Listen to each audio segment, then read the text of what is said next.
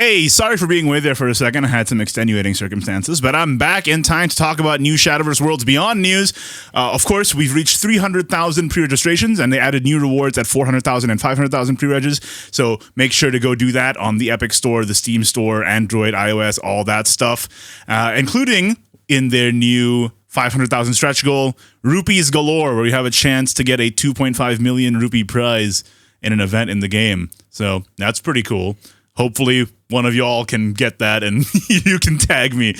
All right, now for the new news. Happy birthday to Shadowverse Evolve, 3rd anniversary in Japan, and on their celebration stream, they revealed some new cards. So let's take a look. I actually haven't seen these at all. These are going in blind, my first unfiltered, unedited reactions. Let's go. First up, we got Zirconia Iron Crown Ward. Oh, look at that art.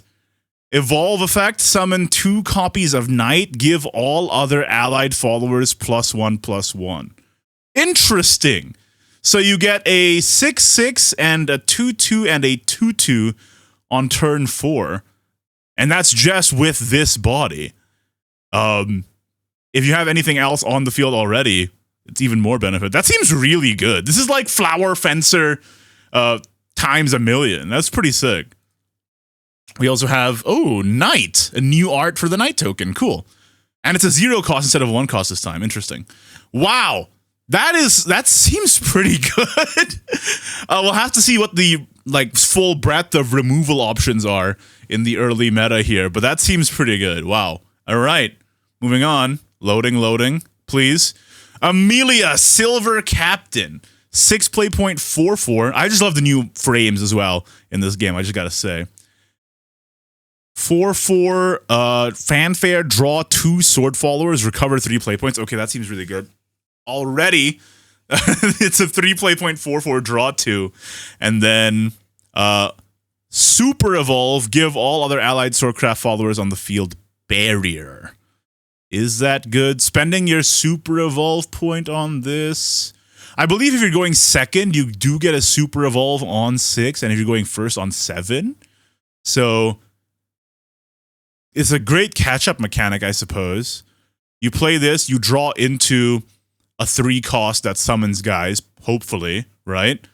And you evolve this, and then you give them barrier, and you trade into 1. Only trading into 1 as a catch-up. Of course, it doesn't take damage, and it does do the 1 ping pierce damage, but this seems good just on the fanfare effect. It's probably good. Like mid-game, retop your hand and top up your hand, I should say, and then get a sticky board. It seems good. It's probably gonna be good. Sword having a lot of very powerful evolve effects, it seems. Next up, we got Luminous Lance Trooper. Oh, okay, so this is what you want to pull off of the Amelia. You get a Luminous Lance Trooper, you summon a Knight, and they gain Rush, they gain Barrier as well, and then you can rush into a bunch of stuff. Also, the new Luminous traits. Interesting. So Luminous has become a trait. So we got a couple of Luminous cards in the original game. Luminous Knight, Luminous Mage, is now, making it its own keyword here, basically.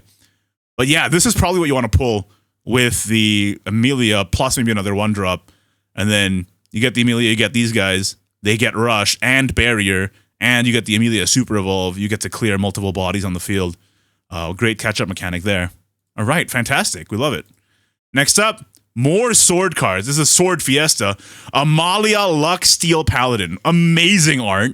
Fanfare, summon 4 copies of Steel-clad Knight, and whenever another allied follower enters the field, give it +1 attack, rush, and ward. On 8? And Steelclad Knight's just a 2/2 for 1. New art for Steelclad as well, very nice. On 8, so that you get 4 3-attack rushes and wards. Oh, this is a bit late, no? It feels a bit late. Maybe I'll have egg on my face when it turns out that Worlds Beyond will, be slower. And games won't end turn 8, turn 9. This seems a bit slow. I don't know about this one. Let me know your thoughts in the comments, I guess. Next up, finally a non-sword card. We got Salafa, Guardian of Water, Havencraft, 5/3/3 Fanfare Ward, evolve, deal 3 to all enemy followers. Oh, interesting. Pretty basic effect, but deal 3 to all and evolve is pretty strong. Pretty strong, especially for a Haven deck that, you know, wants to control into the late game. You heal 3 and you AoE everything. Yeah, it's not bad. I think in terms of stat lines, 5 is about where you want to be with this. Turn 5, I mean. You should be able to clear most threats, and maybe one tall threat the Salafa trades into herself. Not bad. Also, I will clarify, also, addressing the elephant in the room regarding this, asking Worlds Beyond to come to Vietnam. It appears that Worlds Beyond, not available on Vietnam app stores, but I think it's still available on Steam.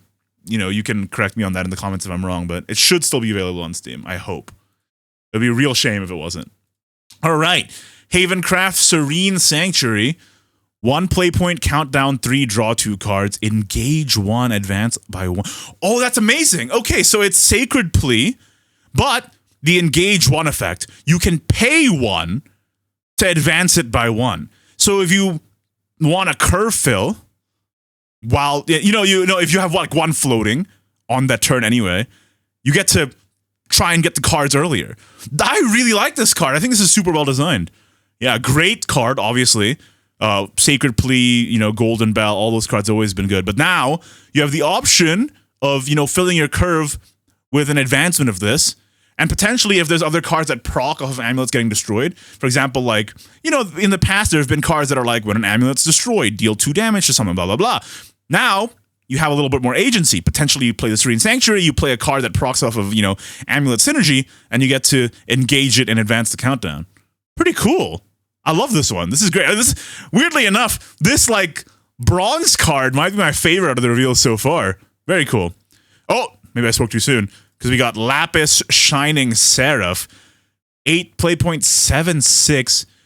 You gain a crest. Okay, a great look at what the crest system is like. So if you guys didn't know, they changed the way leader effects work in Shadowverse Worlds Beyond. So instead of being called leader effects, they're called crests, and you can only have up to 5. All right, so this time you get a crest, Lapis Shining Seraph, countdown 2, last words, summon a Lapis Shining Seraph and give it Storm. Interesting. Interesting. So, okay, so when Lapis dies, your leader gets the effect. In 2 turns, it'll summon Seraph and give it Storm. Ha! Huh. Okay, is there a way to reduce countdown of crests? Because this seems really, really slow and bad. Because it's just an 8/7/6 body that can get like insta removed, and you don't get the payoff until later. I will say the Lapis that you get off of this still does have the last words, so it could recur itself. Potentially if Haven has enough controlling tools, you just play a Lapis and you get infinite storms. But again, you only get the storms every 2 turns, unless there's a way to reduce crest countdown. Now that is an interaction I didn't even think about. Interesting. So seeing the way crests are worded, they're worded just like how cards are worded. So I wonder if there's ways to interact with it. That would be really cool. But yeah, without knowing the full context surrounding this card, this seems quite slow. This seems quite slow. Okay. Well, those are the cards that have been revealed. Let me know what your thoughts on those cards in the comments down below. So excited I can barely speak. And also, just so you know, the Shadowverse Evolve in Japan has a starter set. English has an equivalent starter set, but in Japan it's linked to an upcoming set that is tying into Worlds Beyond for Shadowverse Evolve. And if you buy that starter set, you apparently can get a serial code that gets you Stathium, the King's Decision Heavenly Palace, and Ryufu, the Glorious String Heavenly Palace as emblems and sleeves. So we don't know what these cards do, but I'm pretty sure we can look forward to Stathia and Ryufu eventually. Stathium, not Stadia. Stadia is that Google thing that where they tried to do Netflix for games, I think. All right. That's the Worlds Beyond news. Very exciting stuff. I think my favorite card is indeed Serene Sanctuary. Weirdly enough, understated, but great design. All right. Thanks for watching. Whenever there's new Shadowverse Evolved news, I'll be right here to cover it. And before I go, I just want to say I am going to be in Japan from 30th April to 8th of May for Bushiroad Champion Series Worlds, as well as Bushiroad Card Game Fest. So if you are there in Japan during that time, come see me. We can hang out, play Shadowverse Evolved, play Cardfight Vanguard. All right, peace.